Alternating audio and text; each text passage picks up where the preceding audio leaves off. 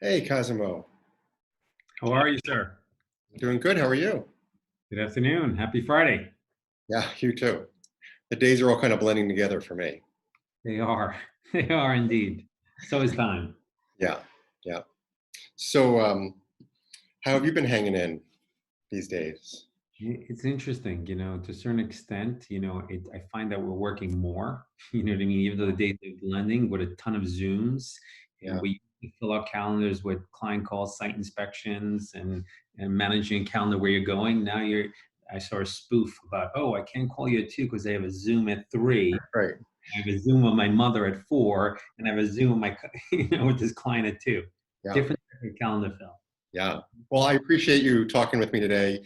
I'm just doing a little series to talk to industry insiders to kind of get behind the scenes on what's happening in the industry. So I appreciate your time talking with me.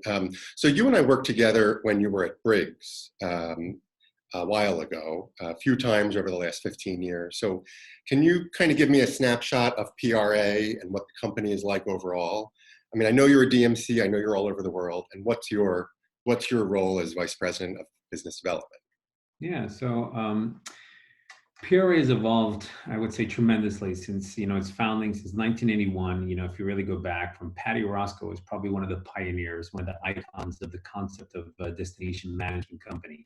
But I would say in the last 40 years, most DMCs at their core, I would say, are by definition experts within their destination. And their core was to provide logistics support within their destinations. I think between then and now, considering it's been through so many different stages, every decade, PRA introduced a new concept. It went from individually owned to franchises to being purchased by a private equity company to being sold, repurchased again.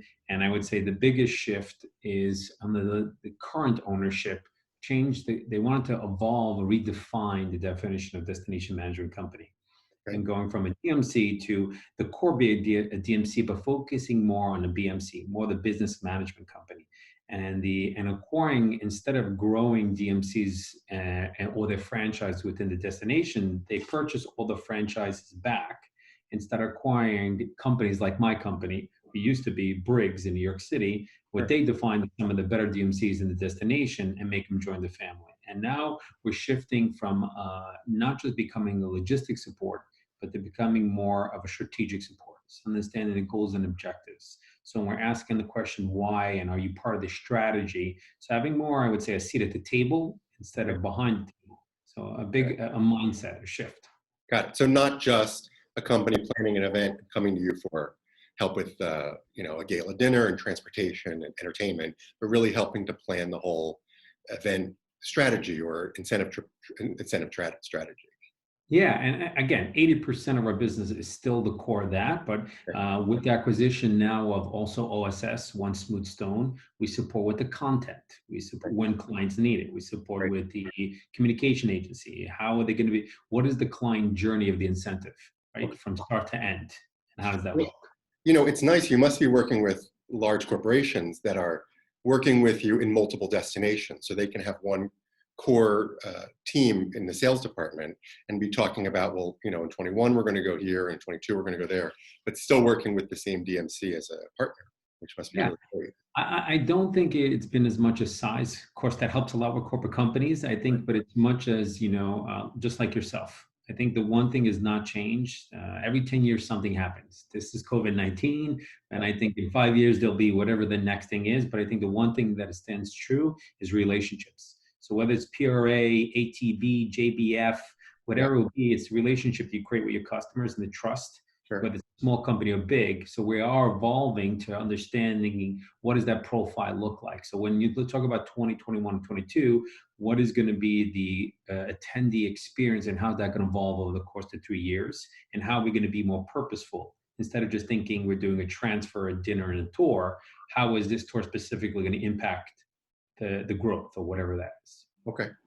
So I assume you have hundreds and hundreds of events and trips canceled around the world over the last month or two, and probably coming up. Can you give me a sense of, what percentage are canceling versus rescheduling? Like, how is that, how is that looking from your end? I think it evolves from day to day. The truth is, every day is a new story, a new change. I think obviously April and May have completely canceled. June, I would say more in the 80%.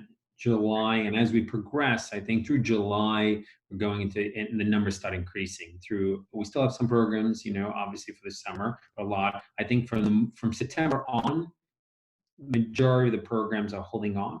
I Okay. would say it's still a wait and see. But again, it's evolving day to day. And we're trying to, again, speak to all our customers to understand what's important to them and how they're communicating, and learning how we can support them. But yes, I would say, but a grand majority, funny enough, have postponed. Okay.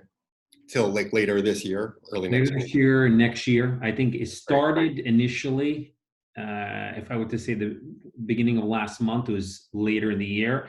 As we go towards the end of this month, it's going towards next year, That's end of great. the year. Have you seen any events switch to virtual events and still happen? That's probably the biggest shift, I would say. Like this morning, I had 3 calls with OSS with our company. That has been a big, whether it's going into virtual meetings, which is one of the components of our company to support our customers, or hybrids. Great. That's another conversation that we're seeing a lot. Even if the event will take place, will it be just an event, or will it be a hybrid between those that are attending and a virtual meeting that will be live? As we know, the majority of incentives today have some component of a meeting, whether it's 2 hours, whether it's a half day or a full day. We've seen that shift. So I see a hybrid definitely coming into play.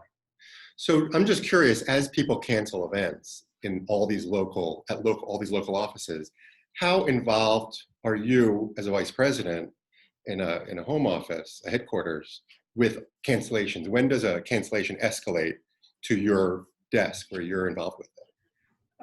It's a great question. I think again, it's a case by case. I would say there is no, I would say overall, it comes down to each of these cancellations. Some of them are pretty straightforward. Postponing have been a lot easier. Let's be honest, because and also the destination, the vendor, the hotel, is it a private vendor? Is it a large corporate vendor? A lot of these change. I would say my involvement comes in when we not necessarily see eye to eye, as much as the actual agreement does not apply to the long-term goal objective, right? So I had a great conversation with an attorney. He said, it's not a question of you're right. It's a question whether or not what you want to do with the customer and what is going to be the outcome in the long term, right? So when there's a discussion or a negotiation that needs to be evaluated, that's when you might get involved. Yeah. And is in PRA's interest, not necessarily to make the profit, but to in the long term, take a loss for the long term relationship. Yeah.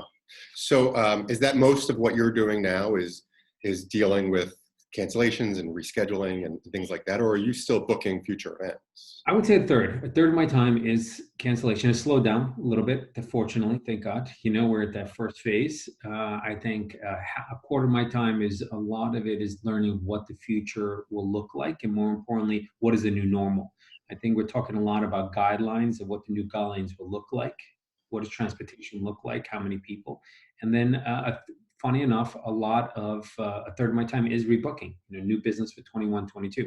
The fear is we learn, if we look at the history based on the TSI of what happened in 2008, 9/11, the fear is that then the hotel market will be oversaturated. So people are starting to look at 21, 22 to make sure they secure the bookings, and not fall into having to pay a higher price because there's no inventory.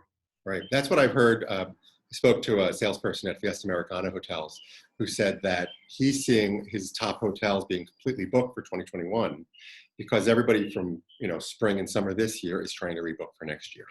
And so availability is becoming limited, which is kind of counterintuitive to what I think people might think, is that travel is going to be wide open. Yeah. If you look at that, again, we don't know because this is all new, but we do have history. We have data based on how human nature behaves based on what as a comeback. Obviously, this is something new that no one ever has experienced, but it's just the behavior science about what will happen once it comes back. We do have data on that. And what we know is, as leisure travel will be first, followed by corporate travel, and then group. But when group comes, group will hit hard. And again, 21 and 22, you will, if we look at 2009, hotel rates went up 5%. And what does that look like? And so how are you going to pay, and so on and so forth. So. Yeah, so that's what I wanted to ask you. Do you feel like group business is going to kind of be back to normal for 2021, normal or above? Or do you think there are some companies that have really been hit financially and that there's going to be some drop off? I think it's going to be a mix. I strongly believe. If you look at what started with Microsoft, followed by Facebook, where from the tech world, they announced that they're not booking anything through June of 21, right? So they're making long-term already announcements of where they're booking. And I think there'll be two parts. Depending on the market will shift significantly. Yesterday was a great session on Forbes hospitality industry. And they were talking about market will drive. Like there are certain industries that are going to want to pull all their business back to the United States or support to build the economy because it's in their interest. Again, if you look at our industry, hospitality manages it's a big part of the economic engine. And if the waiter does not have a job, or the server, or myself or you, who's going to buy the car? Right. Who's going to be, and so on and so forth. So it's in everyone's interest to make sure the economic engine of the United States moves. So I think that a lot of these companies are going to push meetings, some companies forward first. If we remember Texas Roadhouse in 2008, they got a lot of marketing because they were the first company to say, no, we want to support the economy, we want to push forward. So I think we'll see a mix between companies that will be pushing to get the economic engine once the CDC and the government says we're up for business. It will be soft, it won't be overnight. Obviously, the first 3 months, I think it's going to be a wait and see, but I strongly believe that come 21, the business, of course, nobody knows how long it's going to take, and if we get a vaccine, and what, if anything, what happens with this virus come fall. Yeah. But I feel strongly business will 100% return, if not better. Okay. So I'm curious, your DMCs all work with lots of small companies for transportation, entertainment, and guides, and all of those services. Have you seen some of those companies, have you seen any of those companies close yet where you've had to look for new suppliers? So another great question. I wouldn't. It depends. Again, the long-term effects of what this will be over the course of the next 2-3 months is yet to be seen. As we know, that a lot of tours in individual destinations are managed by mom and pop companies. Right. Especially the smaller, like the fishing or whatever, small yachts, small VIP experiences. Let's call it as it is. I think as of now, many of them are closed based on the guidelines that the government are saying, shut through the end of the month. So some of them you can even be in touch with. So I would say the long-term, how long this lasts and whether economically they can afford to be open or reopen is a question that we have serious concerns about. I think restaurants. Tom Colicchio had a great session on this weekend about restaurant business, and he foresees almost half the restaurants not reopening because economically they won't be able to afford it. So we'll see. I think it's yet to be seen. The smaller vendors, will they be able to afford to reopen or not?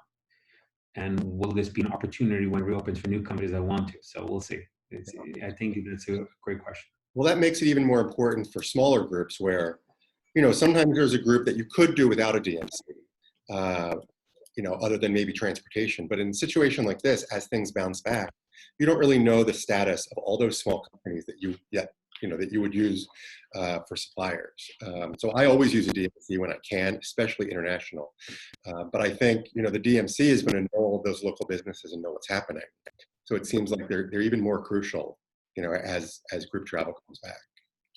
I think more than ever, the DMC at its core, again, I started by opening it, is an expert within a destination. It's the relationships they create with the vendors and understanding which vendors will be there or which will not. But furthermore, should they not be there, is ultimately the DMC that supports the liability to protect the company that you work with, right? So it ultimately falls on the liability of the DMC should that company not be there to protect the end user.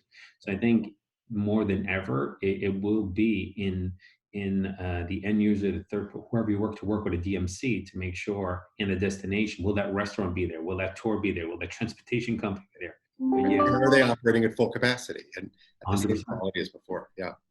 So, being in New York and doing sales in New York for so long, you know New York as well as anybody else in the industry. What are you seeing going on in New York with hotels and suppliers? I assume they're being hit harder than other regions.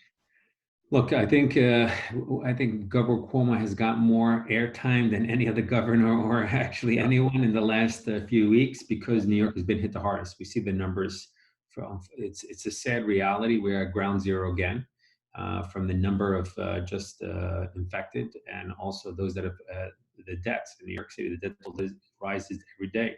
yeah, I think 600. So even though we are actually it's decreasing, it's still a high number compared to Iceland that has had 8 total, sure. if you consider, and that's a country, even though it's 300 plus population, but it's still high. So I think even though we hit the highest and the hotel occupancy is at the lowest it's probably ever been, and restaurants are shut down, I think as weak we are as now, I think it will be one of the first cities to come back. So I feel strongly because again, corporate companies, there are so many corporate companies that are based in New York. And as the business comes back, I think it will start regionally, then nationally, and then internationally. So I do believe that as bad we are now, we'll be one of the first to come out of it. Got it. And are some hotels still open in New York? Some, most? Few. There's a lot of hotels that are like the Four Seasons and several others that have been now supporting even doctors and they're supporting a lot of the economic. So some hotels are running at 6%, 15% occupancy. Just to think about a few up to 3 months ago, procurement or owners would be upset if you'd be 96 instead of 97%. Right. Now you're lucky if you're running at 20, 30%. But, many hotels have closed their doors, but many are forecasting at some point next month to reopen. That's great. So is there anything else that you're working on at PRA or anything else that you want to share that might be interesting to other, meeting planners and people in the travel industry? Yeah, I think one of the most important things that what will come out of this is what will be the new norm. We're working hard over the next 3 to 4 weeks is creating the new norm and hoping to support clients on what is the new guidelines as we slowly come out of this and how to communicate to their executives, right? If you look at and how you do budgeting, that's going to be very complex over the next few months. If you consider regardless of what your budget was, even if you were considering doing a group for 30 people, are we really going to put 30 people in one vehicle? Are we going to have dinner in a restaurant that could accommodate 30? Should we cancel that and go into a restaurant that accommodate 50 because we want more space? And then economically, what is that going to cost? Got it. Tours. Are we doing individual tours, doing group tours? So a lot of the strategy over the next few weeks is trying to create some guidelines as we come back out of this, especially in the initial phase of what will be the new norm. And I guess it's hard to predict how long that will last. Does that go till June or does that go to February? There's no way to know. That there's no way. I think that's the one thing that every day we're going day by day. But I think that we should be the ones guiding that or giving our clients some initial guidelines to forecast, and more importantly, budgeting and attrition. What does attrition look like? Yeah, So it'll be interesting. So we're working on that. That is one of the top priorities of the next few weeks. that's great. Well, I really appreciate your time today. It's been really interesting hearing things from your perspective and hear what you're working on. And hope I can bring another group to one of your locations soon. Listen, you've been you're a gentleman. It's always been an absolute pleasure and honor to work with you. Look forward to welcoming You too. you again in one of our cities. Thank you. All right. Thanks so much. Have a good day. Take Have a care. good Bye.